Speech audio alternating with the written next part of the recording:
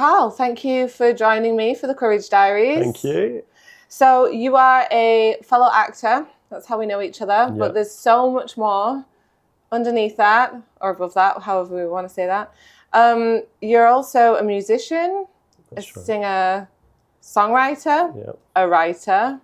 You've done some directing, psychologist, AI specialist, all of which are not just like little hobbies. These are things that you've, put time into and skilled up in. So, I mean, a lot of things going on. Well, I've been on the planet a few years, so I've made full use of my time. And I've never really been afraid of, doing something else. Quite often I've had more than one venture going on at the same time. At one point in my life, during the day I was an IT consultant, business consultant. And then in the evening I was doing stilt walking and juggling and balloon modelling in bars in my hometown on the weekends. So, I like to kind of like have a couple of rather intense endeavours going on at the same time, which allows me to transition into different areas. So I think that's part of what has helped me acquire lots of different skills and be quite multifaceted as well. I love that. I love that you have kind of just taken life by the reins in that sense and gone out and explored and done so many different things. But what we're here to talk about today is a talent show. So you are currently in the process of preparing to apply for a talent show. There's a lot of people out there that might have thought about doing this at some point in their life, but maybe, felt too afraid, fear of rejection, self-doubt, this kind of thing. So I really want to dive into this with you. Can you just tell us a little bit about the moment where you were first like, I'm going to do a talent show? Well, this isn't the first one that I've auditioned for, really. I'm not sure exactly how many years ago. It was more than 10 years ago. I used to do a lot of open mic music in Stockholm in Sweden, which used to be my home. And one day I just got a phone call out of the blue from the producers of The Voice Sweden, and they asked, "Would like you to audition." And I didn't know anything about The Voice at the time, and my Swedish was okay, but I used to skim through things, and they sent me a big long email, and then the night before I read it, and it was like, oh, it's covers only. And I'm not a cover musician. I always do my own stuff. So that didn't go quite as well as it could have done. So that was my first venture into talent show stuff. Right. Then you didn't apply for it. Somebody reached out to me for that one. And it's kind of similar in a way with this one as well. It's actually Britain's Got Talent that I'm going to apply for. Wow, big one. Yeah, exactly. And I train aerial straps, which is like a circus skill. I don't know if our viewers will know much about it, but you hang by straps on your wrists and you do lots of gymnastic moves in the air. And so I started training that seriously in February this year. I did a little bit last year, but not for very long. And my trainer actually won the second season of Thailand's Got Talent. And he just said to me one day, he said, "Carl, you have to do Britain's Got Talent." And I'm like, what? And I was like, and I feel confident in doing the straps, and I felt like I was progressing and developing really quickly. But when he said that, I was like, oh, yeah, yeah, all right, yeah, I'm up for it. Let's do it. You know, especially because my teacher I have so much respect for, and he's got that experience in the industry.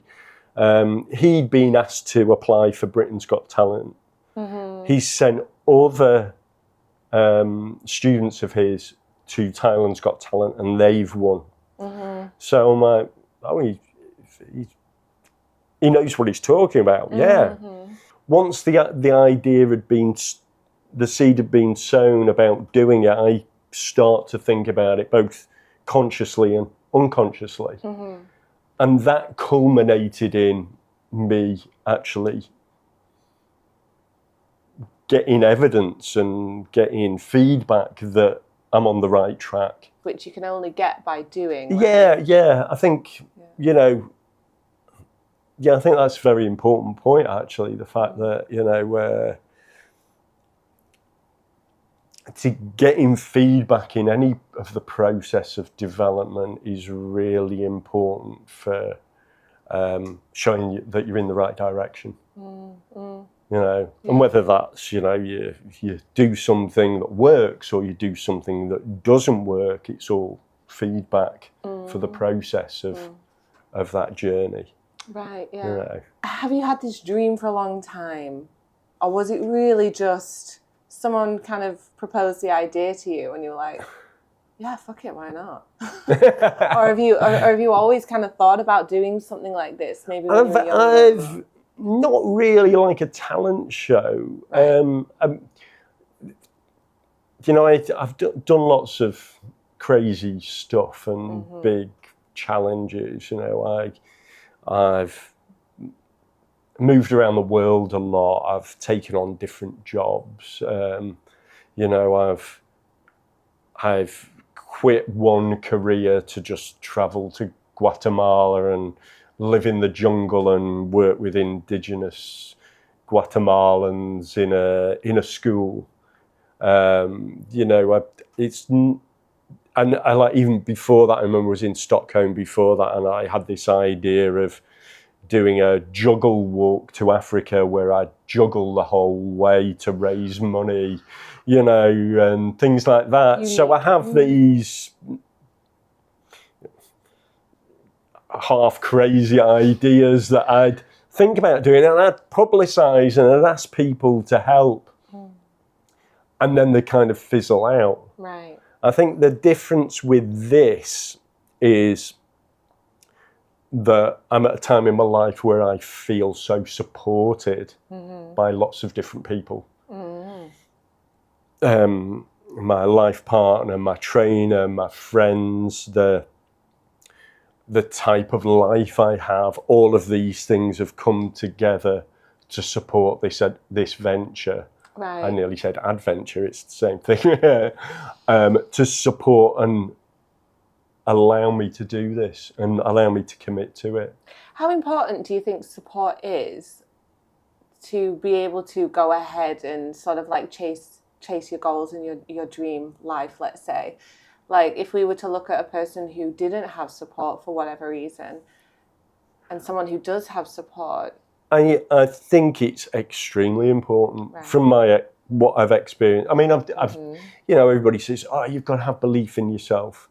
But you always, as an artist, or I think, always have moments, and they might not be real moments of self-doubt, but you always go through times when you're tired or you're sick, when, you know, you've pushed too hard and you're going through a process of recovery to get back on your path. And during those times, it's important that you have people around you that believe in you as much as you do during the times that you're strong.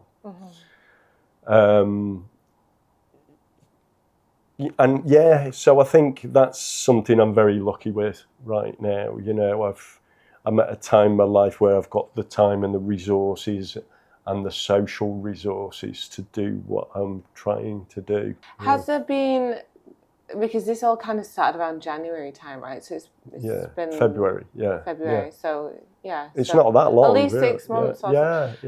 in that process, have you had any self-doubt about it, or any internal chatter that's like, what are you doing? You can't do this. Why are you doing it? Like, have you had any? Not really. Mm-hmm. Sometimes I felt like the momentum and the enthusiasm might have ebbed a little bit. Mm-hmm. Just for, let's say, for example, I think the other week I trained so hard. What's been happening is because it's very physically stressful training, what that I'm doing. You're holding your whole body weight up on one arm or two arms. It's a lot of shoulder and upper body stress, and you need to recover properly. And I think at one point I was going and training straps every second day of the week, and then the other days I'd be like training hip hop dance with a trainer, and then the next day I'd do the aerial straps, and the next day I'd go back in and rehearse my juggling routine, and so it was like bang, bang, bang, bang, bang, and it was okay. I was okay with it, and then I'd take the weekend off and do recovery in 2 days. Right. But then more recently, my trainer has pushed up the intensity of my workouts extremely hard, for good reason, because the foundation's being built. But the recovery is so much harder. It's like 2 days, and I'm getting delayed onset muscle soreness in different parts of my body during the following 72 hours, and and having to stretch and all this stuff. And during those points, I'm like, because I can't keep going at the same pace, then I'll get to the day after the training and I'm like, oh my goodness, this is so tough. Is something happening? Am I actually getting too old for this? Right. Am I overestimating my own ability here? So when that's happening, Yeah. how do you pull yourself back and keep your confidence up? Just being very patient with myself, and accepting that I need to just wait. Right. And you like kind of say that to yourself, like you sat on your sofa at home and you're thinking all this stuff, like, oh my God, like maybe I can't, maybe this is too much. Yeah. Like what is then the next thought to? Oh, I don't think I actually have that self-talk. I'm very good at not having negative self-talk, actually. Right. I'm like, oh gosh, I'm so tired. I need to sleep. And so I think there's like this knock-on process of, okay, this is happening. This is how I need to react. And the reaction happens. I see. So it's not like you're kind of having, I don't know if I can do this. Like maybe I'm too old, or maybe this is too intense. It's more kind of like, wow, this is intense. Yeah. What can I do? How do I adjust? To adjust and move forward. Yeah. That's right. Okay. That's and honestly, being honest with yourself about what your body's going through, and then also have a very, very open discussion with my trainer, because he's gone through all this. I mean, he's younger than I am, but he's done this very intensively. And I'll just say to him, I'm like, recently I've been getting a lot of pain in my hands. And he was like, oh, that's because you're gripping the straps too hard when you do stuff. You need to let go and allow the lock to keep your hands there rather than holding. You're tensing your forearms too much. That leads to more. And then you need to massage, you need to ice and things. So I might speak to him and he said, yeah, it's normal. Yeah. What I'm hearing here from that and what you just said is that you're choosing to allow logic to be the decider of what you can and cannot do, rather than just thoughts of you know, like it's Right. almost like no, actually, what is the logical reasoning for this? What is the logical response to this? Right. And, Yeah, and yeah, to choosing. some extent, yeah. And I think also, you know, it's I think for me, because I'm trained as a scientist. My first degree was cell biology and immunology. I've taught science and psychology for decades. And within the psychology teaching, I taught a lot of critical thinking. I taught people research skills. Right. So for me, when I'm faced with something, whether it be an internal thing, whether it be a physical thing, whether it be, you know, a new skill that I'm trying to acquire, I do the research. Mm-hmm. And because I've developed those research skills, I can do that at a very deep level. So, and it's easier now. Mm. You know, people knock AI a lot, but for me, you know, I'll go on ChatGPT. I've been training aerial straps. I'm doing this move. I'm this age. This is what my diet is. But I'm getting a lot of pain in my hands. What do you recommend? And it's quite fascinating how much, for such an obscure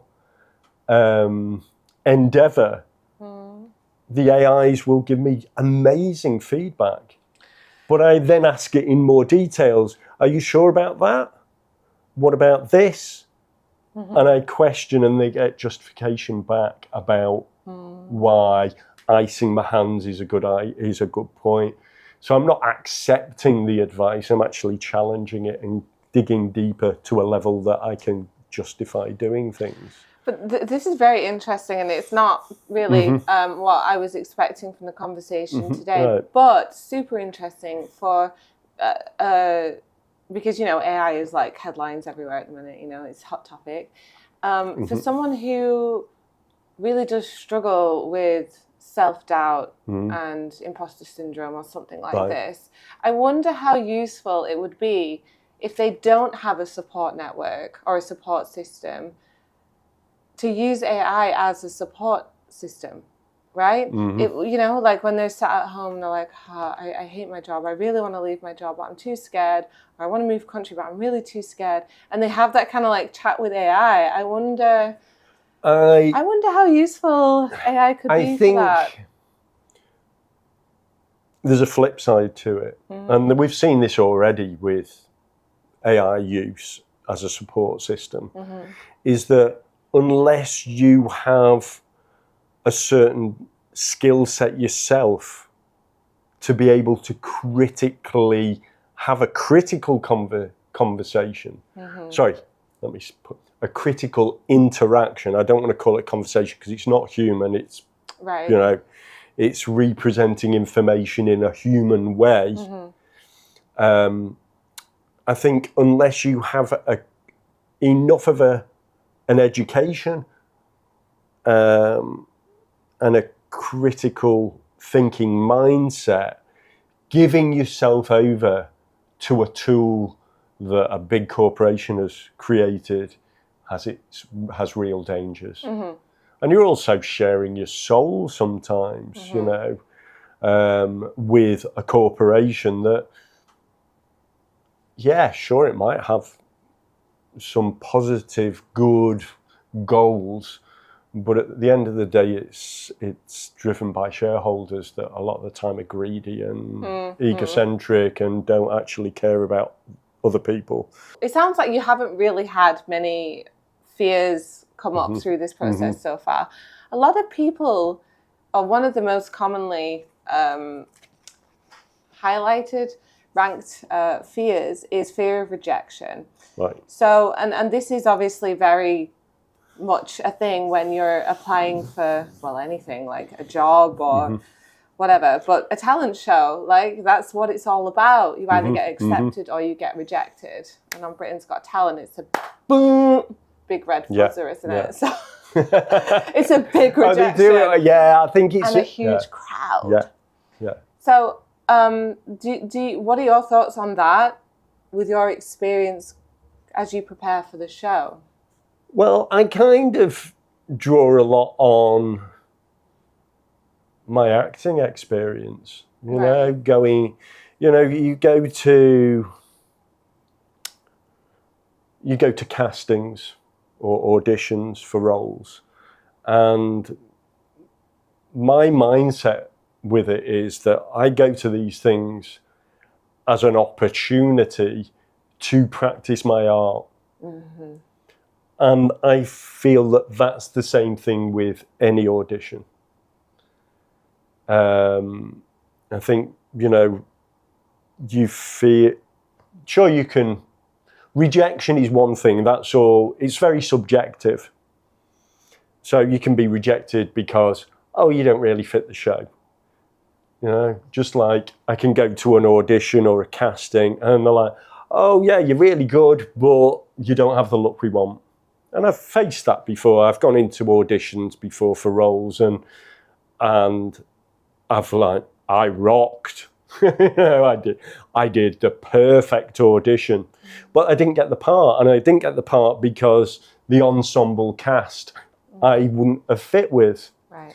You know, so there's that aspect, even with a show like Britain's Got Talent, you know, they'll have different artists come in. And I think even if you go in and you're like world class, sometimes you won't get included because they have a story that they want to tell throughout the programming. So you might not get taken in because you blow everybody out the water right from day one, and that's not going to make good TV. Right. So that's one aspect of it. The other one, which is a little bit more controllable, is technical preparation. You know, my acts, because you need a number of acts when you prepare for an audition for Britain's Got Talent, because you don't expect you're going to get a golden buzzer the first time. You've got to go in and do other performances that differ from the first one. So my acts include aerial straps, juggling, and singing. Right. Yeah, exactly. Oh, and acting, because there's storytelling in it, and I see that as a very important part of it. So I have to prepare to deliver all these things at the same time. Now, I know from the experience of having over the past few months that that's really challenging, especially doing the really upper body physical stuff and then singing with muscular tension is so difficult. The time when I get the most horrible fear is actually a fear of heights. Hold up. So you just said the time I get the most horrible fear is the fear of heights. Yeah. And yet this talent show that you are applying for involves heights. Yeah. Okay. Right. But I can go in. Fine.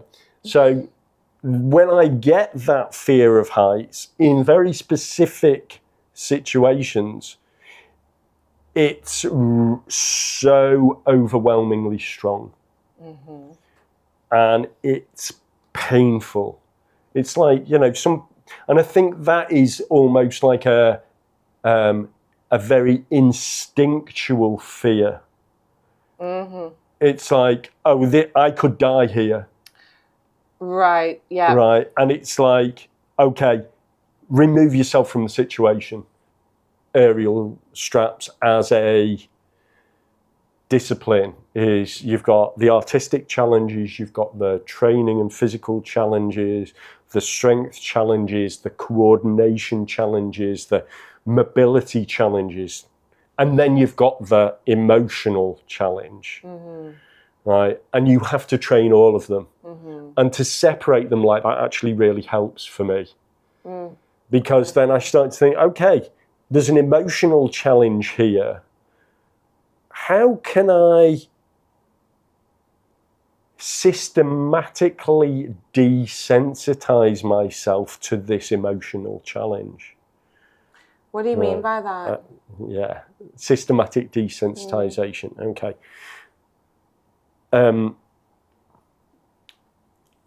There's a technique in cognitive behavior therapy, which is a therapeutic technique, which you might have heard of. It's quite a regular one. It's very successful with some people, especially rational thinkers like myself. And with systematic desensitization, what you do is, and I'll take my fear of heights as an example, you create a hierarchy of fears. And at the bottom, you have 0, and at the top, you have a 10. And 10 is, what's the most fearful situation you could be in related to your specific fear? So for fear of heights, that could be hanging by one arm off a crumbling cliff that's 200 meters up. Which, I mean, for your own fear, shit scary, it would, right?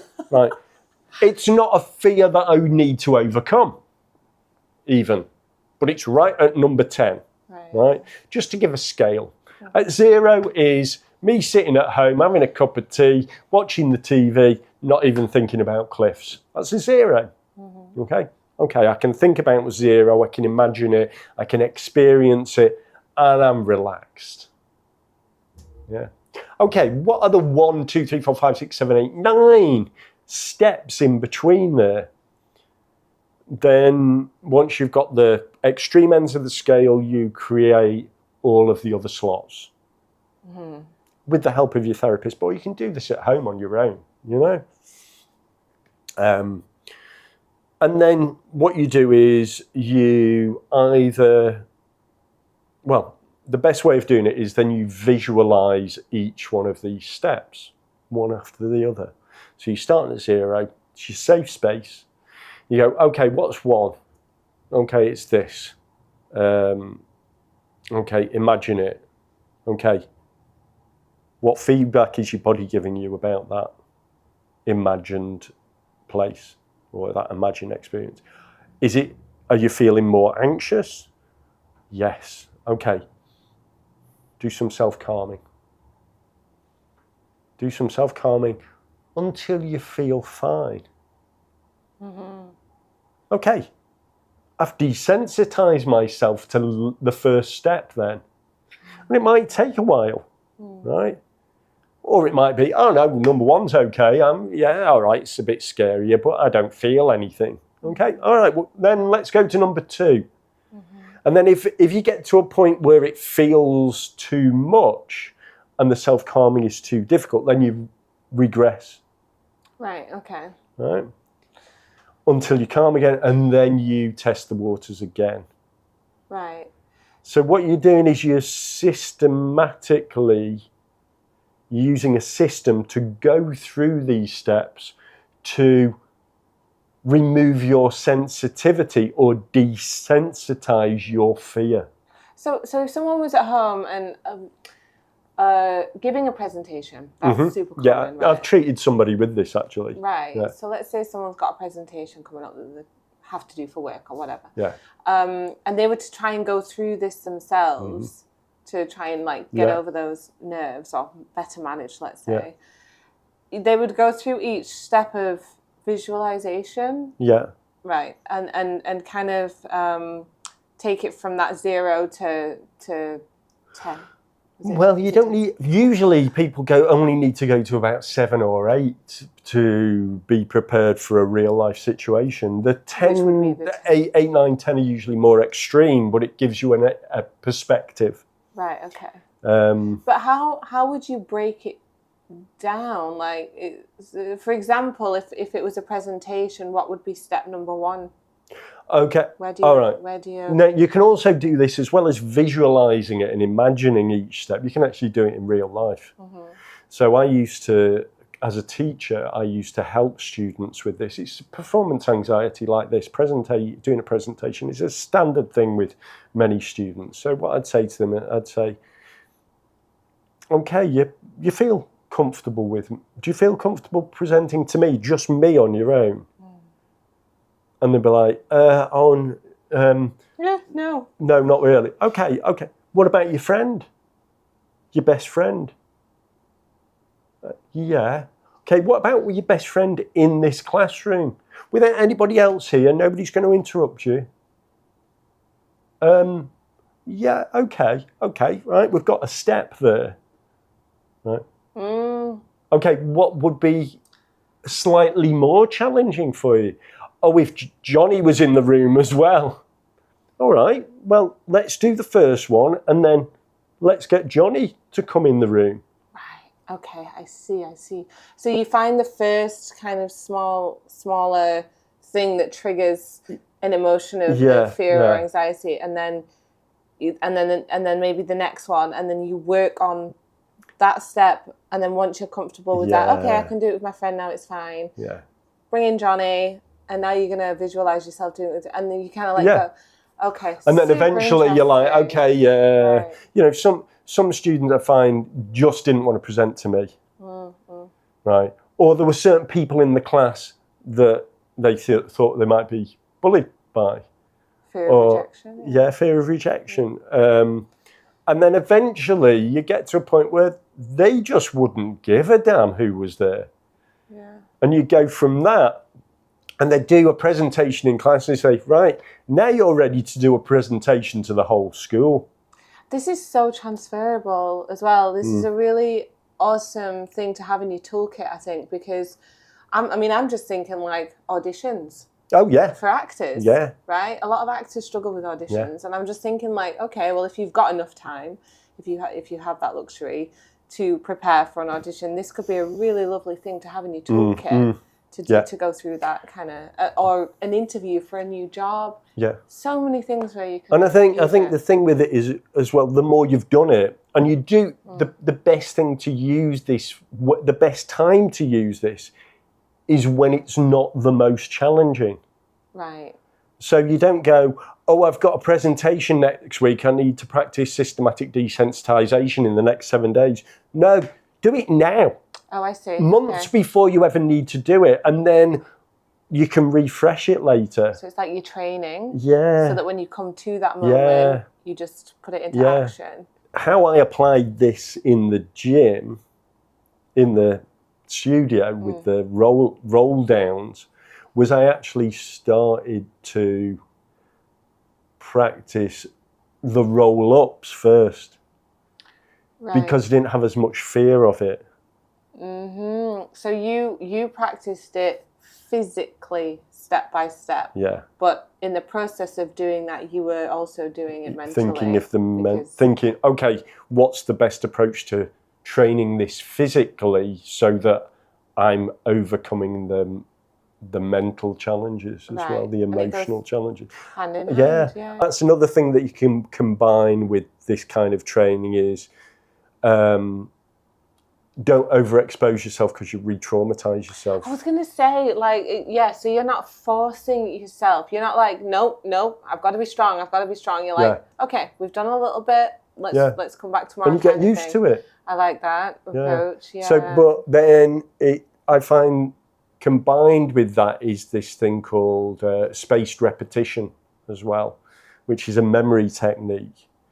So what it means is, okay, you want to learn something, well, you do it at one point, and then you have a pause, and then you do it again, and then you have a longer pause, and then you do it again, and a longer pause, and do it. And that way you expose yourself to it, and you learn it. If you overdo it with your exposure, then you re-traumatize yourself and you set yourself back and you have to start over again. It's like with that scale, you move up the scale. If you move up too quick, then you drop back down and get used to it again before you progress. So you have to be patient with the process. And the thing I found with the aerial straps, with that roll down thing, was I actually would not leave too long a gap before I did it again, to actually build on what I'd done before. So not forgotten that I could master it. Because that actually resets. as well. You're like, oh my God, I'm doing this again. Oh my goodness, you know, instead of like, oh yeah, I did this yesterday morning and it was okay last time. So you've got to find that sweet spot. Yeah. And also finish your practice at a point where you feel good. Right. So that you have the memory offline in between your training sessions that you don't go through, oh, I did that yesterday and I failed. Right, because if you got to a point where you were kind of comfortable, but then you were like, I need to push harder, I need to screw overcome this and force it, and then you're like end on a negative, and then that's all that you remember from that experience. Makes sense. Yeah. What does ready enough mean for you? Because right now you're preparing for the show. What does it mean to be like, okay, I'm ready?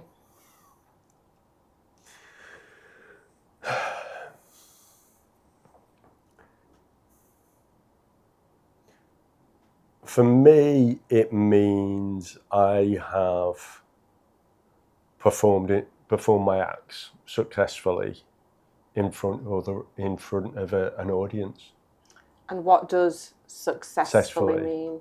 That I've executed the maneuvers properly, that I'm happy with the singing, that I know my word lines, I'm at a point where I can actually express emotionally the story that I'm telling through both the moves and the words and the actions in front of an audience with the lights. Okay. So again, it comes down to having some concrete evidence that you can do. Yeah. Let's just play devil's advocate. Okay. Let's say you do not have an opportunity to do that. Yeah. That you cannot actually perform it in front of anyone until you go onto the stage. Yeah.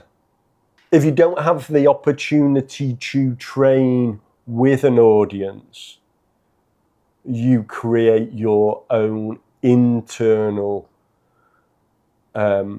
mindset that the audience is there. Do you think this is where the fake it till you make it comes from? I'm not a fan of platitudes because I think they oversimplify things, but yes. yeah, I think to some extent, you can like fake the situation, but I think fake it till you make it is about lying to yourself. And lying to other people. I think it's probably become something, but I wonder if maybe that's where it kind of stems from before it's evolved and Chinese whispered its way to today. I think you can pretend that you've got confidence in something, and then people then accept you as being confident at it. But then you are confident at it. It's Simon Cowell with Britain's Got Talent, right? So if you were to get on stage and you got buzz, yes, but buzz is a no, right? It's been a while since I've watched it. Right, they have to leave them all on, right? Yeah. So if you went up on stage and you got buzzed by Simon Cowell after like at the end or like the first 5 seconds or whatever, how would you feel? I'd feel like, okay, you didn't like it. Okay. Yeah. It's like, I think I learnt a lot from being a musician is that not everybody will like your music. We all have different tastes. Yeah. He might, because I know Simon Cowell he's like anyone else, he likes certain things. He has had bad experiences with other things, it's like, right, be honest with me. I want feedback here. Yeah. There are going to be people who want to apply and maybe they had a moment of courage where they did send in their application and, okay, yeah, you've got it. And now they're like, oh, shit just got real. And then they sit and they start spiraling and they're like, what if they all buzz me off stage? What if that happens? Like, there will be people who are going through this whole thing. Do you have that or not? No. You don't have that? No, because I've prepared too well. Right, so that's and I think kind that's of the thing. Yeah. You don't I don't go for something like this unless I know I can do it. A lot of what I'm hearing, and my brain likes to go to equations, right? It kind of summarizes stuff. A lot of what I'm hearing from this chat that we've had is, if we were to create an equation, is preparation plus action equals evidence equals self-belief and confidence. Yeah. Very simply put. Without all the things that come into it. But that's kind of like what sounds like it's been the theme of everything that we've spoken about today, if we were just to kind of really put it into that. And so if you want that outcome, self-belief, self-confidence, then you have to work backwards. You have to get the evidence. And the only way you're going to get evidence is if you start doing. But if you're going to start doing, at least do some preparation at the same time. Yeah. And you know, and you don't have to plan every single detail. I always say, disappointment takes good planning,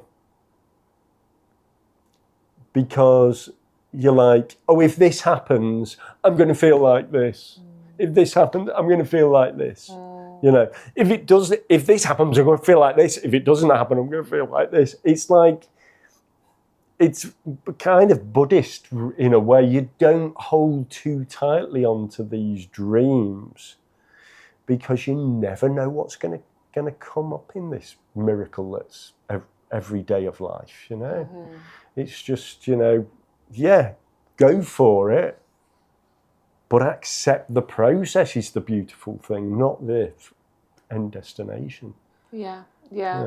And that comes up a lot, actually, in these chats, is about enjoying the process, which is very difficult for us, and I'm talking about myself, overthinkers, because not necessarily planning self-destruction, but you know, when you are an overthinker, sometimes you can get carried away, and you know, you do start thinking about every single outcome, and depending on, I suppose, your relationship with what you're doing depends on whether you're overthinking negatively or positively. Yeah. That's where it can be damaging. Yeah. Well, I think that a good lesson there that comes from teaching students, right, is when I've given students assignments to do, and what they do is they say, oh, it's not perfect. I said, and I'm like, can I have another day to finish it? I'm like, is it perfect within the constraints that you had on you? You know, it's like sometimes people don't include the limit of time into what they can achieve. Right. And it's like they have this idea of, they separate what their goal is from how much time they have to achieve it. So it's about getting that balance right.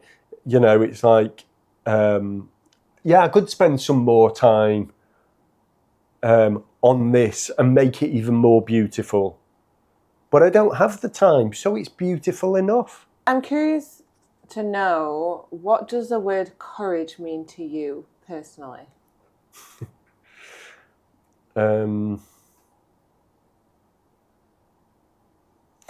I could say the first things that came into my mind then. All right, here's a couple of words that came into mind, right? Are they appropriate? Yeah, they're You told me I could say anything. You can. Well, one of the things, and it's not what it is to me, well, if somebody says to me, what's encouragement, there's a couple of things that pop into my head, but they're not necessarily how I apply courage. Yeah. Right? One, stupidity. Right? Because sometimes people go, oh, yeah, I'm going to do this, or I'm so courageous, blop. Right? I see. It's like, that's stupidity. It's not being courageous. Courageous is being as prepared as you can for something, feeling fear about it, but knowing that fear is not real. You know? It's not going, that fear is real, and I'm going to go in and start trying to, you know, arm wrestle a lion, you know? I mean, that's just idiocy. I mean, I was actually considering doing that. Yeah, well, don't, please don't. Yeah, overthink that one, please. That's fine. Yeah. Yeah, the other thing when you said courage, went from stupidity to preparedness, right, which is something that you realise, I think we've realised is something that's very important to me. But I also think, you know, sometimes knowing what the fear is about so that you can walk with it is what being courageous is. Is what courage is. You know, it's like, yeah, I'm feeling this way, but it's not, that's not the most important thing. So it's like knowing and understanding, having that insight. Yeah. What's one myth about courage or confidence that you wish more people understood? I think, and this is something I'm trying to illustrate through what I'm doing, is that courage isn't just for the young. You know, we can have courage at lots of different times in our life. And when I say that, I mean, we can try and do new things at lots of different times in our life. And we shouldn't feel held back by how old we are and what societal expectations are on us. You know, in some ways, that actually being 60 and doing this is, for me, a thing that gives me more energy to do it and more enthusiasm to go, what are you talking about? You know, it's just age discrimination. You do not know what it's like to be 60.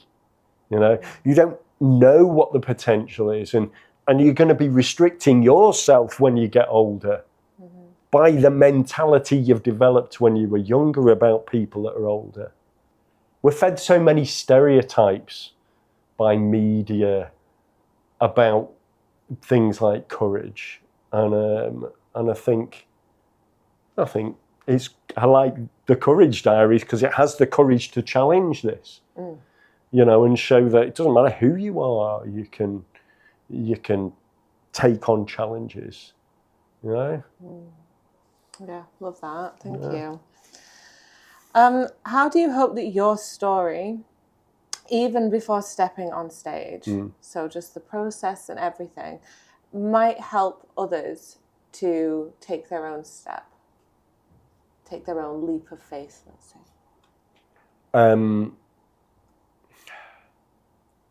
That's what it's about for me, you know.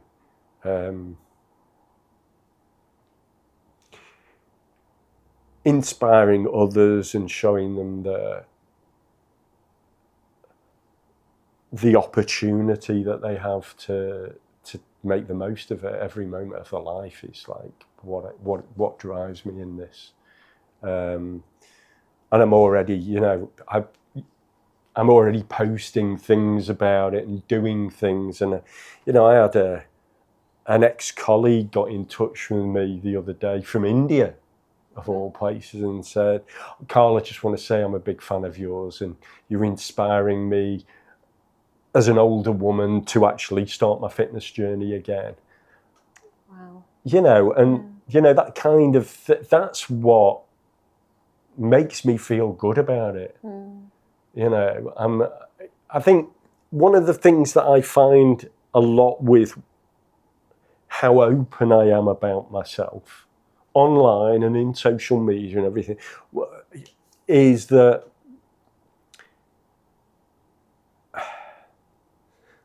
I sometimes, while I want to inspire others, I also don't like to show off. Yeah. You know, and I feel like sometimes that you can be perceived as, oh, you're showing off. You know, it's like, and it's not an ego-driven thing for me. You know, well, there might be a little bit of that sometimes, but I try and keep it in check. But for me, it's like saying, you deserve this. You deserve it. don't believe what people say to you. You know, you can make yourself into what you want to be if you find the right goal and the right dream, right goals and right dreams. I'm not even going to limit it to one. Right. You know, we don't have to just be one thing in our lives. And I think a lot of the time I find that we are fed nonsense about what we can do. We are controlled by other people's perceptions of us. Instead of going, get rid of those shackles, I'm going to be my own person. I'm going to do my own thing. I'm going to explore this miracle of existence that I've been blessed with, you know, to do what the hell I want to, you know, and be the person that I want to be, you know.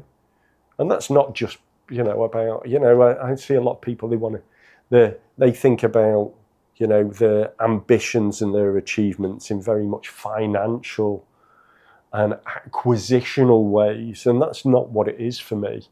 You know, if anything, I want to win the £1 million to, you know, help other people, not to get myself a new house and a new car and a new this and a new that. You know, it's like the riches we have in life are the ones that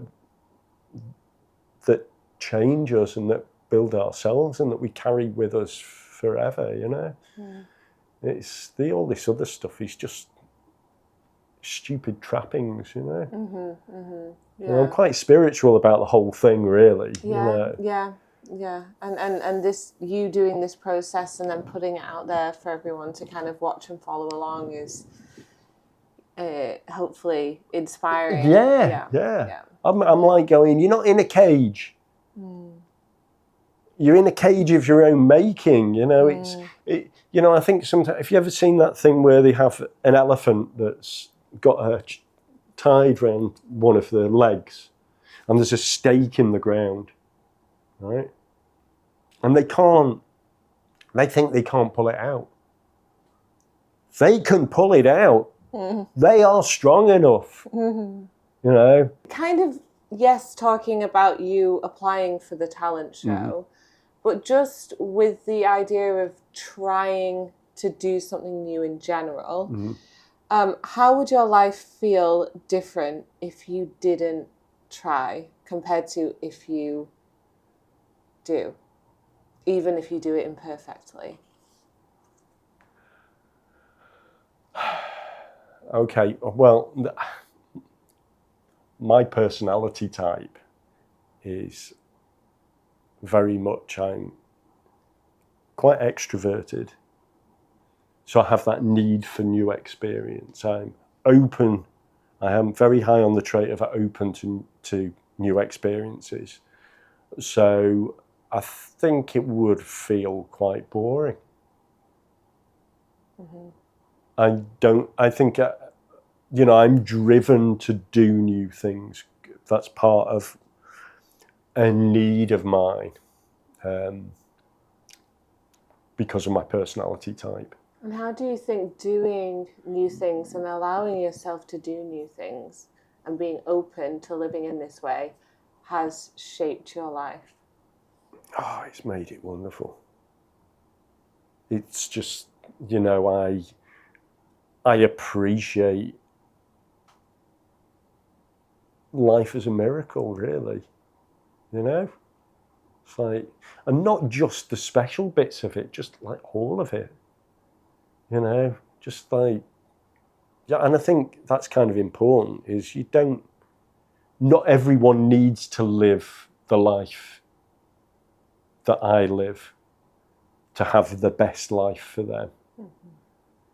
You know, some people want a family life at home and a regular job and go out and watch cricket and drink beers with the friends. That's perfect for them, and it's lovely and it's beautiful and it's amazing. And maybe I'm a little bit jealous of that. maybe I'm not. Maybe I don't know. I am who I am. And I love the life I live and I've been given. But horses for courses, We each have our own place in the world, and I think that's one of the other things is that sometimes I think as long as you know or you're becoming aware of where your place is in your existence, then you'll fulfill what you're here for. Love that. One more question. To the person who is feeling very stuck in a box or kind of like trapped right now, has a vision, has a dream, feels very excited about it, wants to go for it, right? They actually want to go for it, but they're being held back by fear, whether it's fear of rejection, whether it's feeling like they're not worthy, whether it's imposter syndrome, whatever it might be, it's stopping them from taking the first step. And it's causing them a lot of pain because they're visualizing the life that they want, but they, what would be something that you would say to that person? Small steps. I think sometimes people feel like, you're talking about steps, say you've got staircase and you want to get to the very top, You're like, oh, I have to get there within this amount of time. If I don't, that's not good enough. It's like, rubbish. Lift your foot up. Put your foot on that first step. Not that step, that's not the first step. This is the first step. A lot of the time people set themselves up for failure because they overextend too quick. You've got to build it slowly, one day at a time.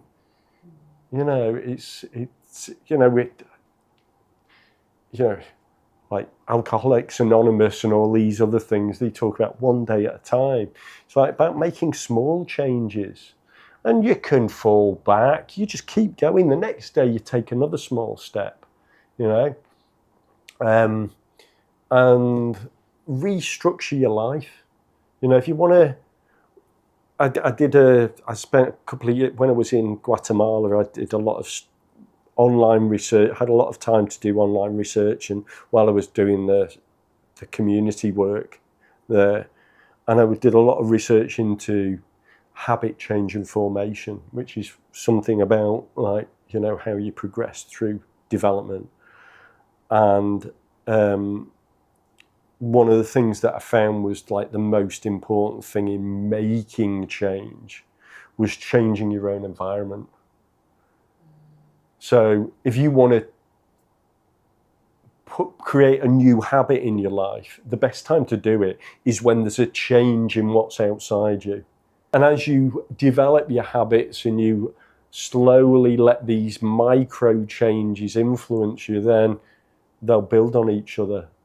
And in 6 months, a year, 2 years, 5 years, 10 years, 20 years, you'll be a new person. Love that. Thank you so much. My pleasure. Thank you. Any lasting ending comments? Or? Just enjoy the process. Failure is feedback, and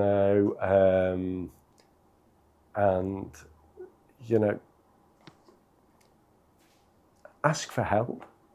People are so happy to help you when you're doing things, and if they're not, then they're not really the right people to have in your life, or they've got a lot of challenges on themselves, and maybe they need some help too. But just by asking for help for things actually can be an inspiration to others to ask for help. Yeah. So true. Yeah.